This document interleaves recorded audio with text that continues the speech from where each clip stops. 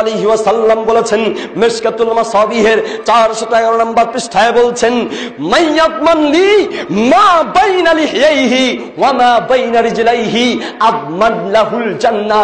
যেই ব্যক্তি দুটি জিনিসের দায়িত্ব নিবে, দুটি জিনিসকে চালানোর জন্য কন্ট্রোলের দায়িত্ব নিবে, তাকে জান্নাতে পৌঁছানোর দায়িত্ব আমি নবী নিলাম। সুবহানাল্লাহ। দুটি জিনিসের দায়িত্ব নিতে হবে। এক, 2 নম্বরে। দ্বিতীয়টা হলো লজ্জাস্থান।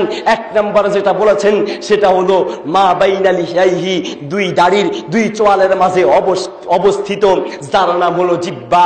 এই জিহ্বার ব্যাপারে আপনি হুঁশিয়ার থাকুন। ইমাম বুখারী রাহিমাহুল্লাহ সহিহ বুখারী প্রথম খণ্ডের 16 নম্বর পৃষ্ঠায় বলছেন, আল ইলমু ক্বাবলাল কওল। যেই কোনো কথা বলার পূর্বে তুমি চিন্তা করো, জেনে নাও এটা বলা যাবে কি যাবে না। হতে পারে এই মুখ তোমাকে জাহান্নামে নিক্ষেপ করতে পারে। সুতরাং এই মুখকে, এই জিহ্বাকে কন্ট্রোল করতে হবে। কন্ট্রোল তো নাই। এমন কিছু কথা বলি আমরা, আমি মাঝে মধ্যে হাসি। একটা ছেলে, একটা লোক হয়তো আসতেছে, আসার সময় আমরা 2 জন কোনো এক লোকের কথা বললাম, তখন লোকটা যদি ঘরের মধ্যে ঢুকে, আমরা বলি লোকটার খুব হায়াত আছে রে, লোকটা বেশি দিন বাঁচবে রে, লোকটার হায়াত আছে। এই লোকটা আসার পরেই দেখা গেল ভেড়াই গেছে, মানে মারা গেছে। মারা যাওয়ার পরে লোকটার হায়াত কেমনে থাকলো? এই যে একটা আমরা কথা বলে দিলাম, লোকটার হায়াত বোধহয় বেশি আছে। আসার সাথে আর যাওয়ার সাথে হায়াতের কোনো সম্পর্ক নেই।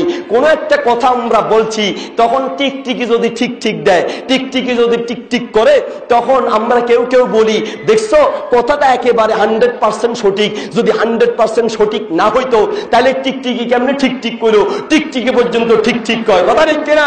মুসলিম জাতি টিকটিকি করবে, ঠিক বলবে, এটা ওর ধর্ম, ওর অভ্যাস, ওর বাপের অভ্যাস, ওর 14 গোষ্ঠীর অভ্যাস, ওর টিকটিক করাই ওর ধর্ম, ওর অভ্যাস। আপনি বলছেন টিকটিকি মনে হয় যা বলছি তা জানে, তার মানে গায়েব জানেন একমাত্র কে? আল্লাহ।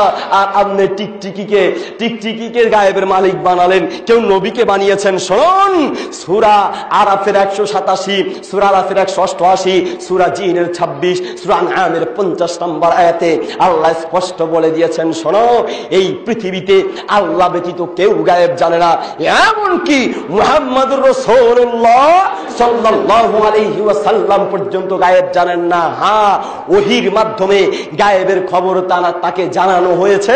এই জন্য নবী গায়েবের খবর জানেন, মাধ্যমে জানেন। বলতে চাচ্ছিলাম, এই সমস্ত কুসংস্কারকে বন্ধ করার চেষ্টা করুন, এই সমস্ত কুসংস্কার দূর করার চেষ্টা করুন। আল্লাহ পাক রব্বুল আলামিন সূরা কফের 18 নম্বর আয়াতে বলছেন, সূরা কফের 18 নম্বর আয়াতে বলেছেন, মা ইয়ালফিজু মিন কওলিন ইল্লা লাদাইহি রাকিবুন আতীদ। এই মুখ দিয়ে যেই কোনো শব্দ তুমি বলবে, বাক্য পুরা করতে হবে না, যেই কোনো আওয়াজ তুমি দিবে, শব্দ দিবে, ওই শব্দটার, ওই আওয়াজটার যেই কোনো অর্থ থাকলে, ওই অর্থটার জন্য কিয়ামতের মাঠে তোমাকে ধরা হবে। যুবক, তোমাকে বলছি, তুমি গার্লস স্কুল আর কলেজের সামনে গিয়ে গেটের সামনে এতিমের মতো দাঁড়িয়ে থাকো।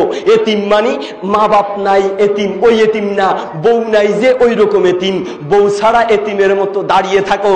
কোন একটা মেয়েকে দেখলেই একটা কাশি দাও, কাশি দাও, মানে কি? কেন দিলা কাশি? কই না হুজুর এমনে দিলাম। আরে না মিয়া, কাশি এমনে হয় না, কাশিরও একটা অর্থ থাকে।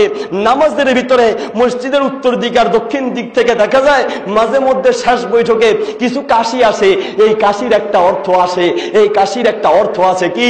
হুজুর আত্তাহিয়াত পড়লাম, দুরুদ পড়লাম, দোয়া মাসুরা পড়লাম, বাজারে কাজ আছে, আমনে তাড়াতাড়ি সালাম ফিরান, ঠিক কিনা? পাবলিক টয়লেটে যারা বিপদে পড়ে পাবলিক টয়লেটে ঢুকেছেন, তারা জানেন পাবলিক টয়লেটের দরজার সামনে কিছু কাশি হয় কিনা? কিছু কাশি শুরু হয়, তার মানে কি?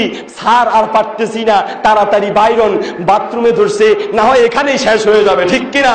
মুসলিম জাতি আমরা হুজুরেরা দাওয়াত খেয়ে যাওয়ার সময়, দাওয়াত খেয়ে মিলাদ পড়ে দাওয়াত খেয়ে যাওয়ার সময় কিছু হুজুরেরা, সব হুজুর না, আবার কিছু হুজুরেরা একটা কাশি দেয়, তার মানে কি ভাত যে খাওয়াইছেন ভাত খাওয়ানোর দাম দিয়ে যান তাড়াতাড়ি, ঠিক কিনা? এই কাশির একটা অর্থ আছে, সব কাশির অর্থ আছে। তুমি যে কোনো মেয়েকে দেখলে কাশি দাও, কি মনে করেছো হুজুর এমনি দিছি? আরে না, ফেরেশতারা এমন পিটান পিটাইবো, পিটাইয়া তোমার কাশি টাশি সব বের করে দিবে, ঠিক কিনা? মুসলিম জাতি বলতে যাচ্ছিলাম যুবক, এই মুখের হিসাব হবে। এই মুখ দিয়ে তুমি হোয়াটসঅ্যাপের মাধ্যমে রেকর্ডিং করে তোমার গার্লফ্রেন্ডের জন্য, বান্ধবীর জন্য পাঠাচ্ছ, তাই না? এই মুখ দিয়ে রেকর্ডিং করছো, তো এই রেকর্ডিং তোমার বিরুদ্ধে কিয়ামতের মাঠে সাক্ষ্য দিবে। এই মুখের ব্যাপারে হুঁশিয়ার। মুহাম্মদুর রাসূল আল্লাহ পাক রব্বুল আলামিন সূরা নূরের 24 নম্বর আয়াতে বলছেন, ইয়াউমা তাশহাদু আলাইহিম আলসিনাতুহুম, কিয়ামতের মাঠে মানুষ ক্ষতিগ্রস্ত হবে এই মুখের কারণে। এই মুখ কিয়ামতের মাঠে তার বিরুদ্ধে সাক্ষী দিবে। এই মুখ বড় মারাত্মক জিনিস, এই মুখ বড় মারাত্মক জিনিস। এই মুখ কিয়ামতের মাঠে তোমার বিরুদ্ধে সাক্ষী দিবে। আল্লাহ পাক রব্বুল আলামিন বলছেন, ইয়াউমা তাশহাদু আলাইহিম আলসিনাতুহুম, এই মুখ তোমার বিরুদ্ধে সাক্ষী দিবে। ওয়া আইদিহিম, এই হাত তোমার বিরুদ্ধে সাক্ষী দিবে। এই হাত দিয়ে কি করছো? ফেসবুকে লেখালেখি করছো, তাই না? লিখতে গিয়ে সহিহ আকীদার বিরুদ্ধে, কোরআন সুন্নাহর বিরুদ্ধে, সহিহ আমলের বিরুদ্ধে, হক্কানি উলামায়ে কেরামের বিরুদ্ধে তুমি লেখালেখি করছো। এই ফেসবুকে যতদিন পর্যন্ত এই লেখা থাকবে ততদিন পর্যন্ত তোমার নামে গুনাহে জারিয়া লিখতেই থাকবে ফেরেশতারা।